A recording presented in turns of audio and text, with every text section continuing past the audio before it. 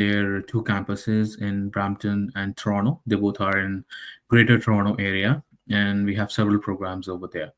All these programs are PGWP eligible. That means the students, if you would be joining these programs and doing the education, after graduating, you would be eligible to apply for post-study work permit. To start with the programs, we have three after-school diplomas. We will talk more about those programs during the webinar, but to just to give you a short background of it, we have three after-school diplomas. That means after you have done your higher education, after you've done your high school, you can join these programs, undergraduate programs in business, hospitality, and tourism, 2 years program each. Then we have two postgraduate programs of 1 year each in management. One is in project management, another one is in organization management. And then we have two postgraduate programs in IT, in cloud computing and mobile application development. So I would be more than happy to talk to you guys about these programs during the webinar. Thank you, Nishant. Thank you for the introduction. So again, to all our attendees, we are looking forward to help you understand the process, because the study permit process to Canada has become a complex process. People think it's a cookie cutter application. You can just submit applications and it will be approved. That doesn't work that way. It has to be a planned application. So this is the reason why we do these webinars regularly with the help of Nishant, and we try to educate our attendees on the right stuff, what is the right, because again, Canada is one of the most competitive markets for students. Although Canada has more than 800,000 international students right now, but those 800,000 students are chosen from at least 2 to 3 million students who apply worldwide. So again, this is where the whole competition comes in, and this is where we as a consultancy come in to guide you as an applicant, and Mr. Nishant's college comes in for the admission purposes. So I will not take a lot of time. We go to our agenda, and our next agenda is Nishant. Can you please quickly? So you've already given us the introduction of the programs. What is required for admission? Just a brief idea on the admission criteria, please. Thank you. Perfect. So there are two different categories of programs. One is undergraduate and another one is postgraduate. To apply for an undergraduate, we need the high school diploma certificate or mark sheets. They should have a minimum of 50% in each courses over there, and plus they should have at least English and mathematics as mandatory subjects to get into the diploma programs. These are after school diploma programs. The IELTS or English requirement to get into these programs are that you need at least a minimum minimum 6 band overall in IELTS, and 5.5 can be taken in maximum one step of one module of IELTS, but that's the minimum we require to get into these after school diploma programs. Then we have postgraduate programs. These postgraduate programs, we need obviously high school documents, but there's not the mandatory of English and mathematics is not there to get into the postgraduate programs. So, but whatever we need is a minimum 50% in each course in your high school. Then we also need undergraduate degree and mark sheets or diploma. Over there, it needs to be minimum of 3 years program to get into the postgraduate, and again 50% minimum score is required in each course over there. It becomes a good profile when you even apply for the visa. Also, if you have a good academic sounding, the chances of getting visa is higher than that.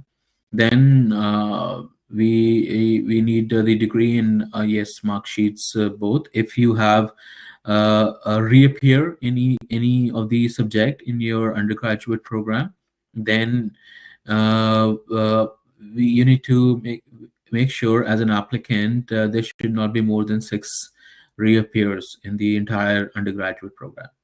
Now we also get mature students, people who have done their masters also, or whatever the minimum required academic requirement is to get into any of the program, but they have done more than that. So we need all these documents to understand, because what Cambrian does is they understand all these academic profile of a particular applicant. They make sure that the student who joins us is academically sound to enter into the program and finish the program by the end. So that's why the college requires all the education documents, whatever you have done from your high school till the time you're applying. It is better to provide everything in that. And when you talk about the IELTS requirement for PG programs, it is 6.5 overall and minimum 6 in each band. But we take IELTS, Duolingo, PTE, and other tests as well.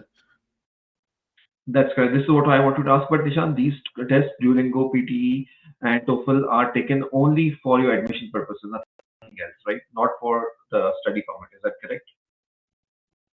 Yeah, for study permit, I think you would be the better person to reply on that. But yes, for admissions, we take all these programs, all these education English documents to get into the Okay. programs.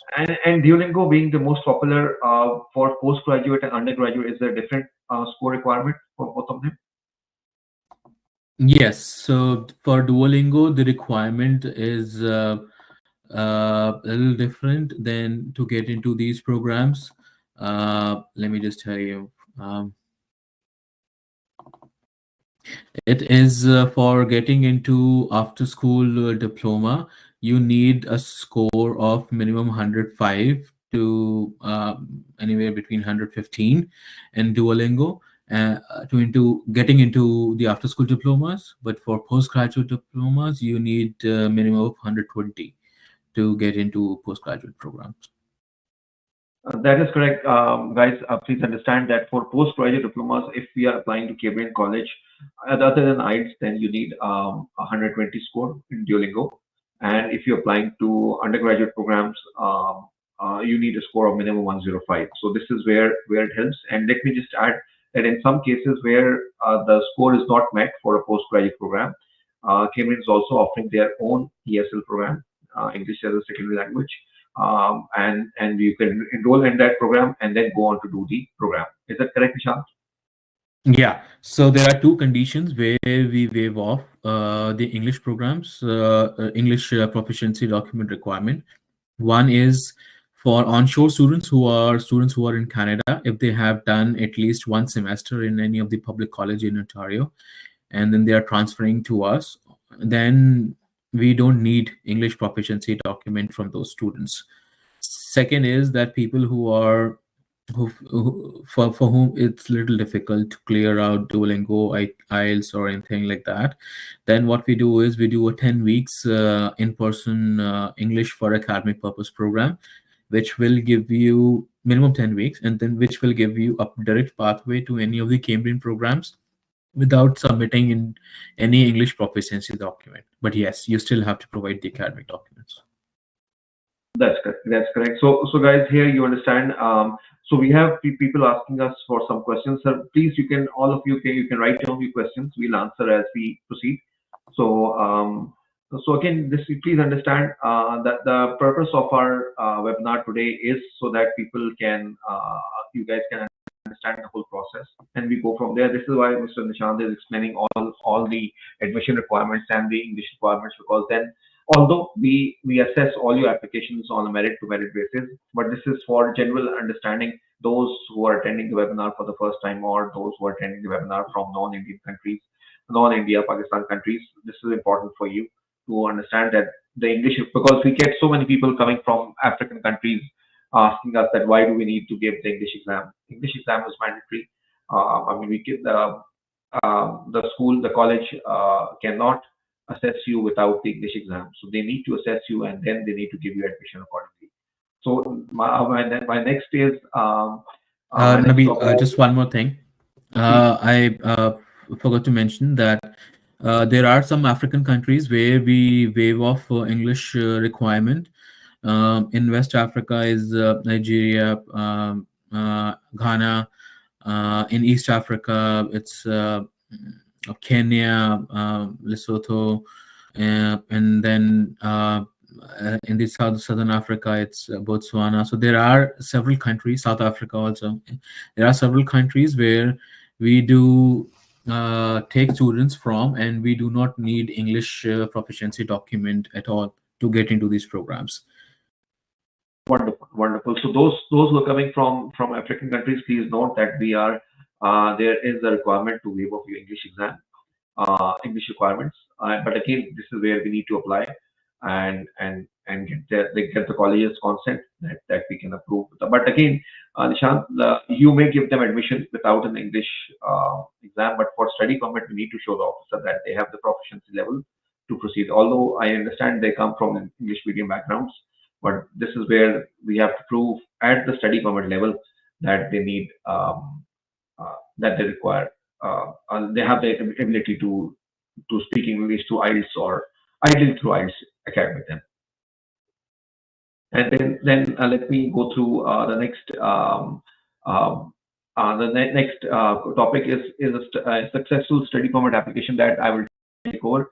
A successful study permit application is the one where obviously the admission from the college is mandatory, and then the other requirements include your bank statement, your proof of funds. That means that where you will get the support, who will be supporting you, who will be working on your financially, who will be supporting you while you're in Canada. The officer needs to see that. And secondly, your background and your future goals. So your background, you could be a high school student coming here to study a 3-year diploma or whatever.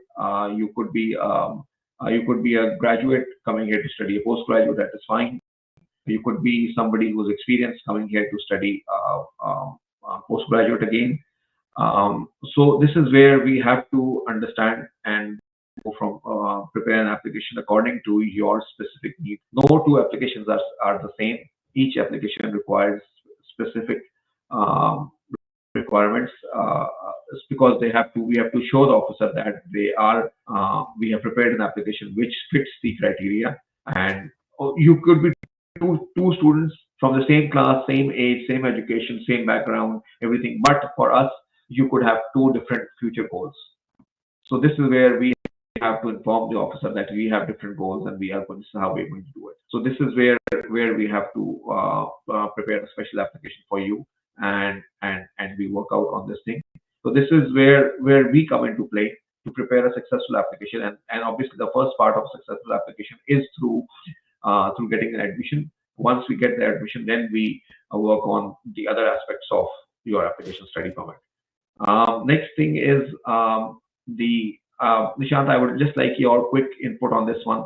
Pitfalls of misrepresentation. Can you just give us a brief outlook on this one, please? Definitely. So every day we get applications from all over the world, and sometimes it becomes difficult also to understand the fact that some of the applicants, they try to misrepresent facts in the application submitted.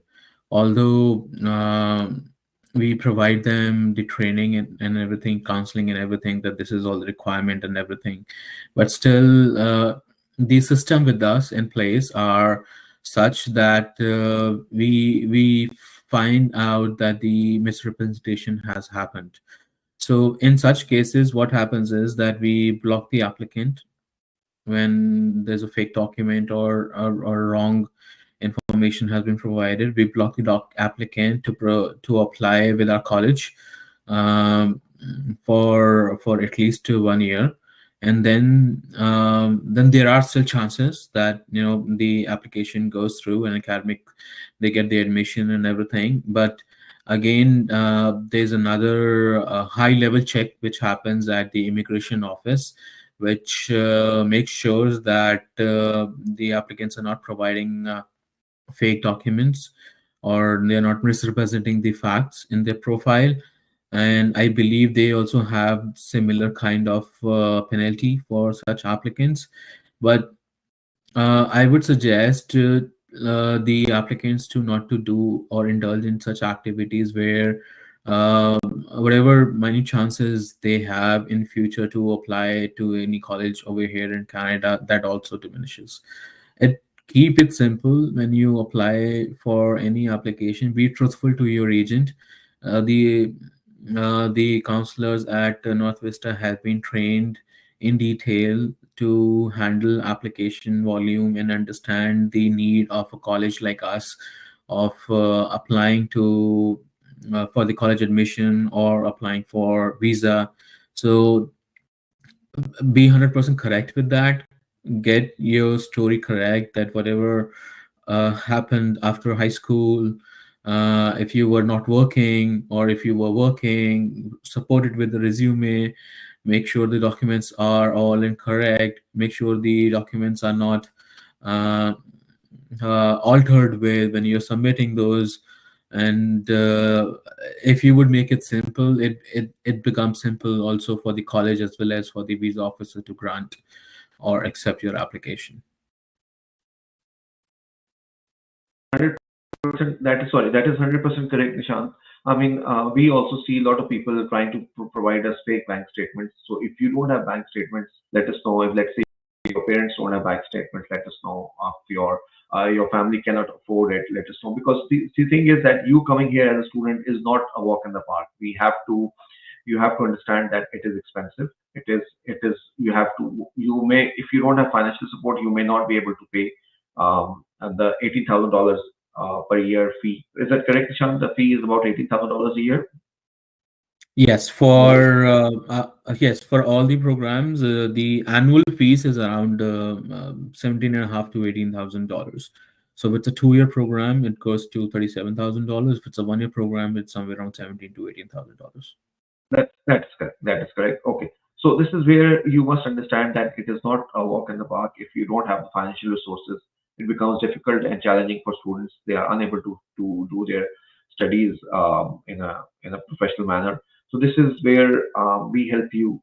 And if you do not have the requirements of the study from back home, and you are forging your transcripts or documents, that also eventually that will create problems for you at the PR stage. Today you should be okay. Tomorrow at the PR stage, you will face problems, or even at the study permit stage. Even if you pass by us and Nishant, the immigration officer can stop you, can stop your application and ban you for misrepresentation for 5 years or life, whatever it is. So you have to understand that misrepresentation can lead you to a ban. So you are banned from Canada either for 5 years or for life. So this is how it works out. And then, Nishant, the next topic I would like to discuss is the timelines. What timelines do you guide us for the students? What are the intakes and what timelines do you guide us? So we have 3 intakes. Right now we have January, and which is called winters, and then springs, which is called May, and then fall intake, which is called September. So we have 3 intakes in any given year to apply for any of these programs.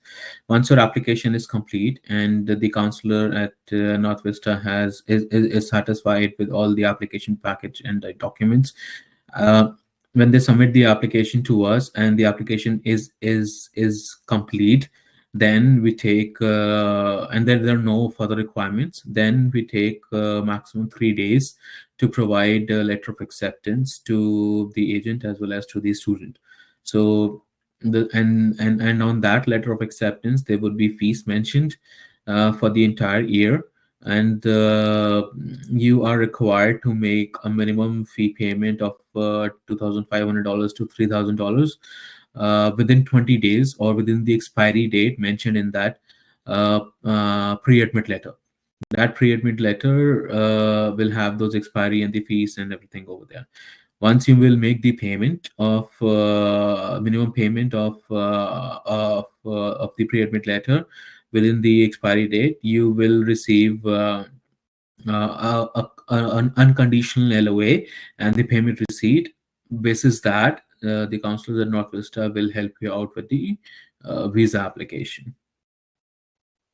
Right. Thank you, Vishant. I mean, that is the way to go. So please understand that there are three intakes: January, May, and September, with September being the largest intake. And then the January and May are slightly lower. Is it correct, Vishant? Um, or you have the same number of seats in Yes, two? most it depends on the region where the students are coming from. For our students in South Asian markets, they prefer more in the fall intake because of their high school results and everything. The timeline sits perfectly well on that. But there are some markets where we get January and May intake admissions too. So, but yes, most of the students are coming from for the fall intake. Right. Okay. And the next thing is, Nishant, mainly, so for fall intake, you would recommend that, let's say, if somebody is trying to go for September intake, are you going to, when do you recommend that they should start the admission process? Is May the right month to start the admission process? So, as I said, we are open for January and the May intake right now. To apply for the May intake, the time is now to apply. It's the perfect time because once you get the admit letter and everything, you apply for visa, you have enough time to get the visa approval. Will have enough time to get the arrangement for the rest of the fees. For fall intake, the best time to apply for that intake is January or February of that year, because again, when you will get the pre-admit letter, you will make the fee payment minimum deposit of $3,000 within 20 days, and then you get a letter. That letter will you will use to apply for visa. It's better that you are done with everything by May or June to get into the fall intake, so that you have enough time to make arrangements to come to Canada as well. That is correct. That is 100% correct, because we need time to prepare your study permit. After the admission has been secured, we need time to start prepare your study permit application, and especially like in countries from Pakistan, where you submit an application, you don't get the the appointment for biometrics. So for just I'm sharing with everybody that Pakistan is facing problem where you don't get appointment for biometrics. So you may have to wait 60 days or 45 days to wait for a biometrics appointment. That is creating problems. It could be the same from other countries, or if the applicant is living in a country, just like for example, you are from Iran, you have to go to Turkey to get the biometrics. So this is where the challenges come in. So the early we apply, the better it is. Next, Nishant, we have a couple of questions coming in. Again, somebody is asking how much funds is required for admission to get student visa. So again, we told you usually the Cambridge College fees is about $18,000 a year. So if you're doing a 2-year program, it has to be $37,000. You have to show the funds, plus you have to show the living expenses. If you are single, you show about $10,000 a year. If you're coming with children, you have to show a little more. So I mean, you have to keep in mind that $10,000 to $15,000 a year is your living expense other than the tuition fee. So if your tuition fee is 18,000, your living expense with children, 2 children, is about $15,000. So then it's about 18 and 15. It's about, like, say, $33,000 a year. So if you're coming for 2 years, you have to show about $60,000 oddly on your account, or your husband's account, or your parents' account, to go through the study permit application if you're applying from outside Canada. If you have a visit visa to come to Canada, then we can do an application inside Canada. That's another story. You can connect with us. We'll guide you on this one. But if you already have a visit visa, please connect with us and we will guide you accordingly what to do, because then it's a different law that applies to students inside Canada. And then, Nishant, we have another question. In Ghana, we have higher national diploma and diploma in polytechnics, oblique technical universities. Can we still use that to apply for diploma program at your institution? 100%. We get students from Western Africa very often, and HND, Higher National Diploma, or OND, is very popular among them. So to apply for a postgraduate program, for you need to have you need to show at least 3 years of study. Sometimes HND is for 2 years. So what students do is they show HND for 2 years with their mark sheet and certificates, obviously, plus 1 year national diploma as well. So whatever, like I said before, whatever education you have done, please show it to your counselors. They will help you in submitting the application. But yes, we take HND and ND. The logic behind is we need at least 3 years of education post school to get into postgraduate program. And also, uh, when people apply for postgraduate programs, they currently we have only in the management we have 1 year program, but what the student do is they apply for 1+1, so they get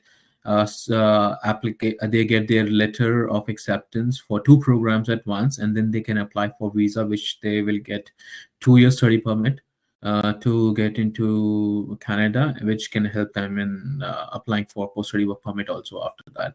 So students who are applying for PG program, they can apply for two programs at once.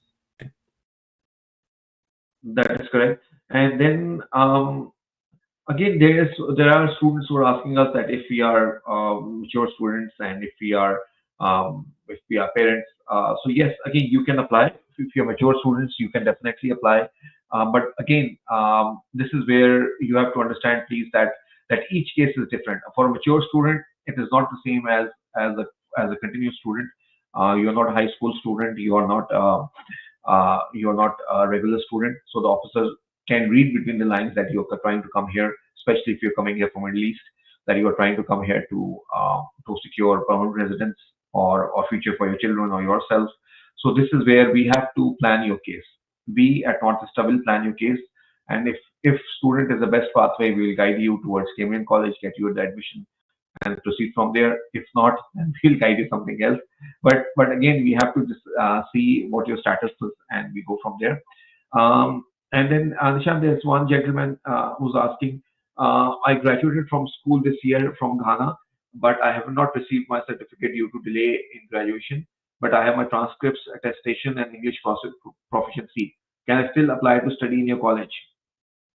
So again, from Ghana, English proficiency is not required, so that's okay for getting into Cameron at Hanson. Secondly, if you don't have this certificate, you only have the mark sheet. You might have a provisional certificate. The problem with the provisional is that its expiry is 1 year from the issuing date. So it is very important for you to provide the certificate or a degree also.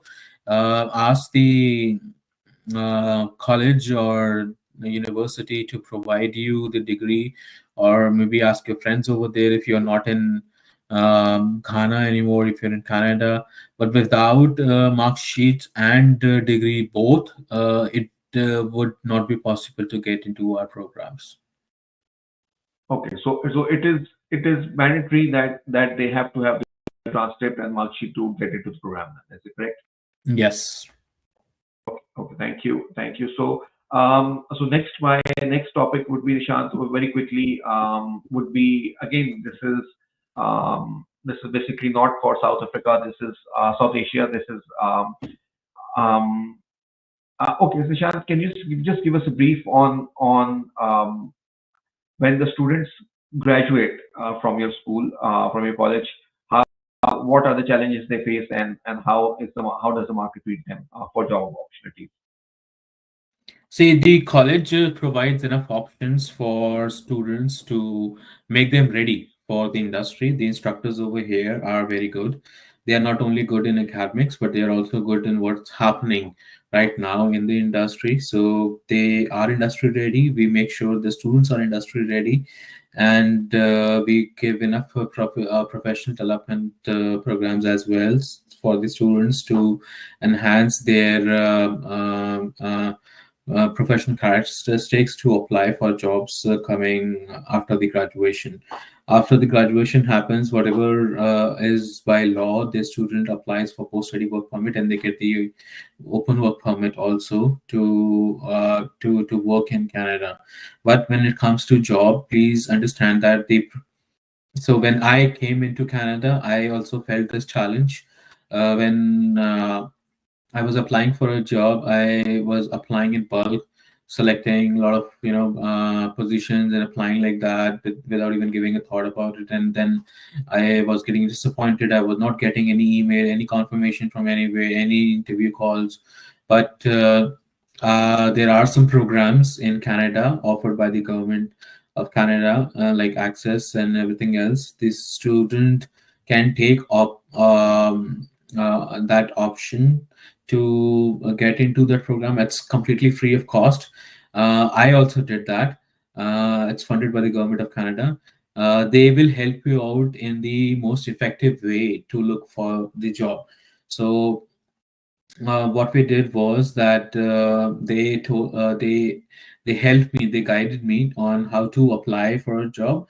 So it was like you focus on a particular job, and then and alter alter your entire profile, your CV, your introduction letter and cover letter and everything. According to that, you speak to people around it, will give you a lot of opportunities to speak to, create your network over here. So I there is a normal trend in Canada that there are not enough jobs, but I won't completely disagree with that. We have jobs. It's just that the way we apply, we used to apply, and the way we are supposed to apply in Canada is entirely different. So there are a lot of jobs. We will provide you a lot of opportunities to enhance yourself, and when the two meets in the right manner, it becomes a little easier to apply and get into a job in Canada. Thank you, Ishant. Ishant, one more thing. You told me last time that you're offering on-campus jobs to students. Can you just shed light on that one, please, very quickly? Yes. So there are a lot of student services we do for the students who have joined us. We do a lot of activities, events in the professional level, at a sports level, at a personal level.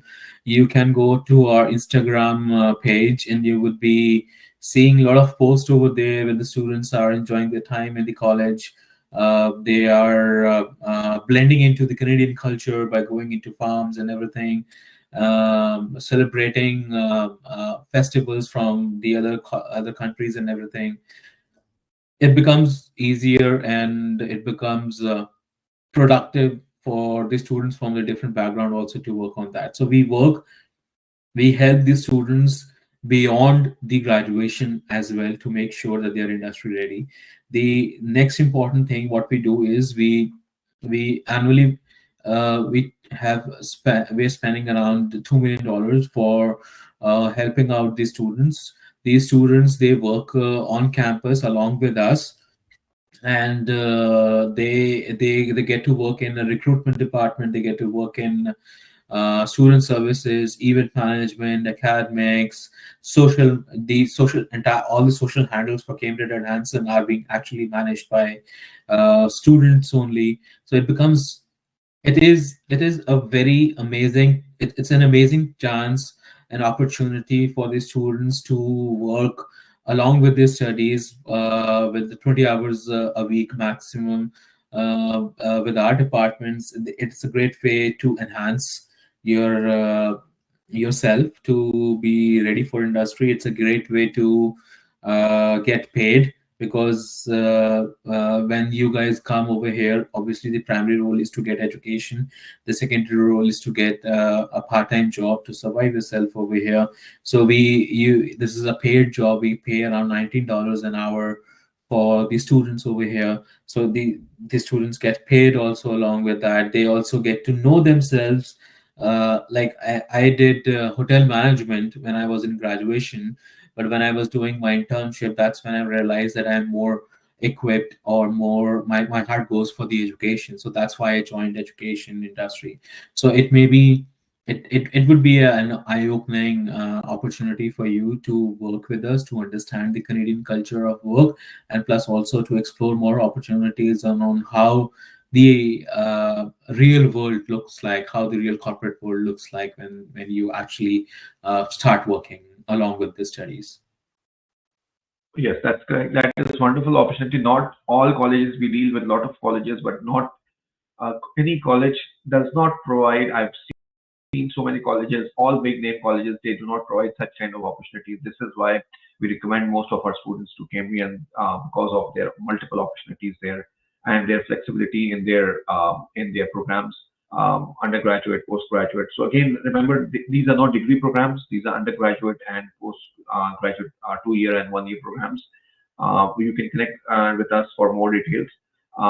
But the thing is, they have a very good. And the other part is, and Nishant, one more thing, you made me aware that you are increasing your capacity from, I think, increasing by 1,500 something. Is that correct? In the next year, in your Currently, we campus. have campuses in Brampton and North York.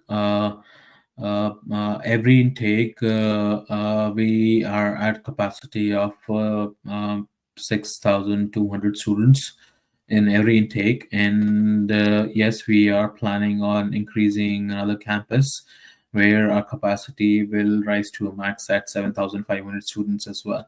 So yes, that is in the plans, and it should be coming by the next year. Yes, thank you. And do you have plans to add any more programs, new programs? So we just added IT programs. Not added, restarted it because we stopped doing it in the COVID times. So we just started our IT programs, but yes, so we have plans to add more programs also by next year. Okay, okay, thank you. Thank you. Okay, guys, thank you very much to all attendees. You have our details. You have received emails from us. Info at northwestimmigration.com is the email to connect with us. And you can go to Hanson at Cambrian's website, Cambrian and Hanson's website, hansoncollege.com, HANSON college.com. You can go there. You can visit their website for more details. You can connect with us for guidance on your whole process. We are very thorough with the work we do, and especially those students who are mature students. They want to apply. Please just do not apply for study permits, especially from Middle East. There are a lot of rejections. If you are not a mature student, if you're not a continuous student, the study permit rejections are very high from Middle East. So if you're a mature student, you are parent, you have been living in Middle East for a long time, you are in your late 30s, early 40s, mid 30s, and you want to apply for study permit, this is not the way to do it. Direct study permit applications, I strongly not recommend. There are other ways to do it. We will take care of those for you. Trust our services, trust the work we do, and we go from there. And again, somebody is asking for fully funded scholarship. No, as such, there are no fully funded scholarships. You have to. There are some scholarships, I can tell you with my experience in some universities, but they are very limited. They're given to academics, very high academics. Again, very limited universities. So there are 2 seats, 3 seats, something of the sort. But usually scholarships, remember, are for local students. This is where the universities kind of differentiate. That international students may have to give the full fees unless and the chance you want to apply, add something. Do you have something to offer to students as a scholarship? Yes, there are academic scholarships with Cambrian, depending on the score what they get during their studies. We have some scholarships for applicants from Africa. We have some scholarships for our applicants from Mexico. I will share that information with you, Nabil, over email. But yes, we don't have like a fully funded scholarship with us. That is something we're not into right now. But yeah. That is true. That is true. That is what I was referring to. I mean, we don't. You see, again, you are coming as an international student. You are not coming as and especially if you're a mature student, you can expect that. You cannot expect that you are coming and study is a pathway for PR. So this is your investment on yourself. We are not asking you to invest on somebody else. You are investing on your own self. You're going to learn. You're going to study in Canada. You're going to get a work permit. That will be your pathway towards the PR. So this is how we plan to move. Thank you very much. If you have further questions, please, you have our email address, you have our phone number. Feel free to connect with us. We have a form on the website. You can go to Hanson College, check out their programs, check out their details. very thorough website. If you have somebody living in Canada, they can visit Hanson College, North York, and Brampton College, and they'll know how big the campus is. They've got over 6,000 students. So this is not, we're not joking here. This is genuine stuff. And Mr. Nishant here is the director in that college. So he's not just an employee, he's at the director level. So what we are trying to do is we are trying to give you that information so that you have that. We go from there. So thank you guys. If you have further questions, please again info@northwestimmigration.com, or you can go to our website and log in there through the connect form. Thank you, Nishant, once again. Thank you very much. You are always very kind to give us time on the weekend. We are trying to go through different countries. We're trying to go through different geographical locations to help people, and we go from there. Thank you very much again. So again, guys, see you hopefully next time, next month. Thank you. Thank you. Take care. Thank you, everyone. Thank you. Thank you. Bye.